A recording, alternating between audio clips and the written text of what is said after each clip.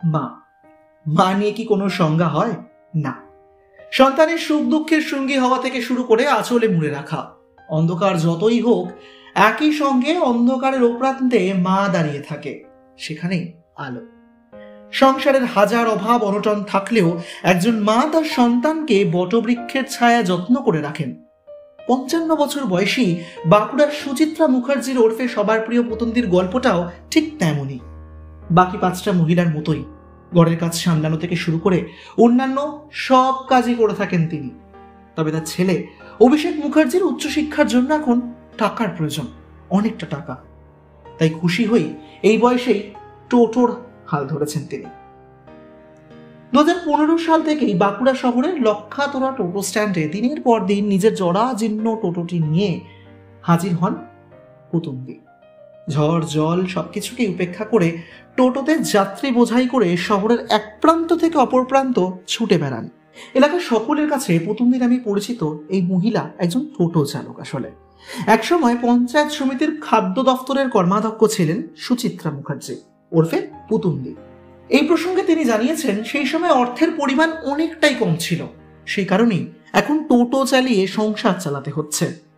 তবে বর্তমানে টোটো চালিয়েই চলছে তার এই ছোট্ট সংসার, কিন্তু তাতেও সমস্যা রয়েছে, উঠে এসেছে অনেক প্রশ্ন। আর্থিক অবস্থাটা খুবই খারাপ। মানে আমার হাজব্যান্ড বেকার, আমি টোটো চালিয়ে যা রোজগার করি সেটাই হয়। তার মানে আপনার ছেলেকেও পড়াচ্ছেন আপনি? হ্যাঁ, আমি পড়াচ্ছি এই টোটো চালিয়ে। হ্যাঁ। আচ্ছা, সেটাই কি আপনার এই টোটো চালানোর পিছনে ইন্ধনটা, যে আপনার ছেলেকে বড় করে? হ্যাঁ হ্যাঁ হ্যাঁ হ্যাঁ, ওইটাই।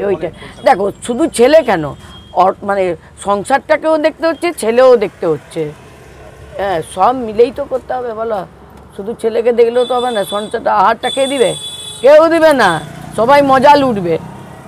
হ্যাঁ, এখন যা জিনিসপত্র দাম বেড়েছে, মানে তোমার কি বলবো, আগে চালের দাম ডালের দাম কত কম ছিল, আগে কোনো ভাতাভুতি থাকে না। এখন যেমন চালের দাম বলুন, গমের দাম বলুন, মানে খাবারের দ্রব্যমূল্য যে দামগুলো বলুন, সেগুলো মানে খুব বেশি পরিমাণে হয়ে গেছে, দাম হয়ে গেছে।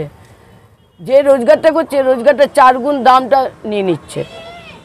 আমাকে পুলিশগুলোও ভালোবাসে।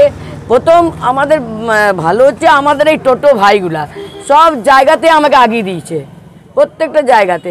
কোন জায়গায় যেতে হবে, কোন জায়গায় যেতে হবে না, দিদি কোন জায়গায় গেলে দিদি ভালো হবে, এই আমার এই ভাইগুলো, সমস্ত ভাইগুলো আমাকে আগিয়ে দিয়েছে। তার জন্য আমার সাহসটাও হয়েছে।